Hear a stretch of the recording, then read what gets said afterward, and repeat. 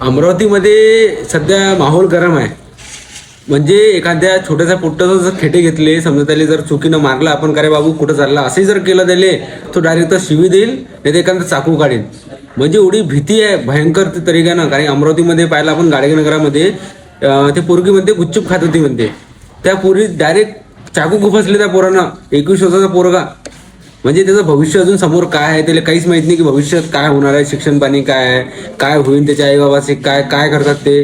म्हणजे काहीच विचार नाही, त्यानं डायरेक्ट खुपसून टाकले. म्हणजे विचारून आला की पब्लिक प्लेसमध्ये डायरेक्ट चाकू मारणं मजा काय काय. म्हणजे 21 वर्षाचा पोरगा, तो काय वय आहे त्याचं. म्हणून भावांनो, म्हणजे अमरावतीमध्ये एवढा बेकार माहोल आहे की कोणासोबत जर खेटे घ्यायचे असले तर चुकीनं विचार करायला लागते आमच्यासारखेले, की समोर काय करेन हा पोरगा, यानं द्या मारून आमचं झालं. मग गेला विषय संपला. मग काही अर्थ नाही भावा. जरा समजून सावधान राहा. अमरावतीमध्ये राहू ना तुम्ही, सावधानमध्ये राहा. आणि लहान पोरं स्वतः पहिले खेटे नका घेऊ. कधी चक्कू काढी. आणि एक बारीक बारीक पोरं, जेवढे बारीक पोरं ना लय बेकार डेंजर काम आहे सध्या द्यायचं. डायरेक्ट चक्कूमध्येच काम करतात ते.